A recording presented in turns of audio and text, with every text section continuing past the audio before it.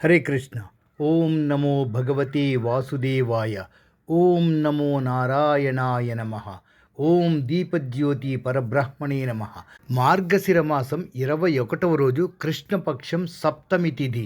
ఈ మాసానికి భగవంతుని అనుగ్రహం అధికంగా ఉండే కాలంగా భావిస్తారు. ఈ మాసం శ్రద్ధ, భక్తి, తపస్సు అలాగే ఆధ్యాత్మికతకు మార్గం చూపుతుంది.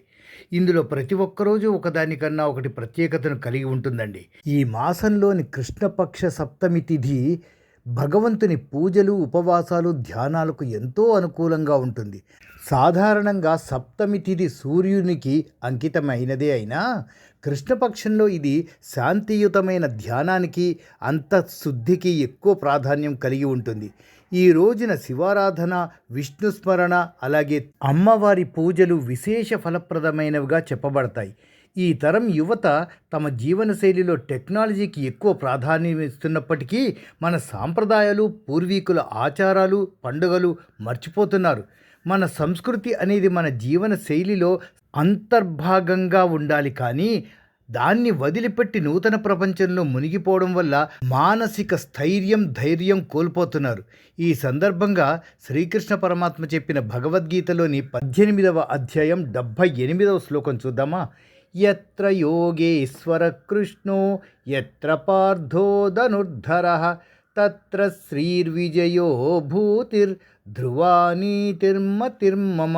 ఈ శ్లోకం యొక్క అర్థం ఏంటంటే, ఎక్కడ యోగేశ్వరుడైన కృష్ణ భగవానుడు ఉన్నాడో, ఎక్కడ ధనుర్ధారుడైన అర్జునుడు ఉన్నాడో, అర్జునుడు అంటే మనమందరము అని అర్థమండి.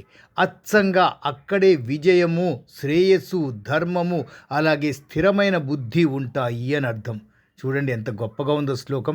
ఈ శ్లోకం మళ్ళీ ఒక్కసారి చూద్దామా. యత్ర యోగేశ్వర కృష్ణో యత్ర పార్థో ధనుర్ధరః తత్ర శ్రీ విజయో భూతిర్ ధ్రువా నీతిర్మతిర్మమ.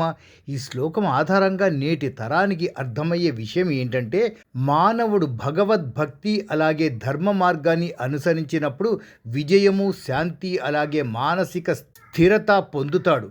టెక్నాలజీని విస్మరించకపోయినా ఆధ్యాత్మికతను అలవరపరుచుకుంటే జీవితం సంపూర్ణంగా మారుతుందండి. మా ఈ ఛానల్ ద్వారా ఇలాంటి విలువైన సమాచారాన్ని అందించే ప్రయత్నం నిరంతరం చేస్తున్నాము.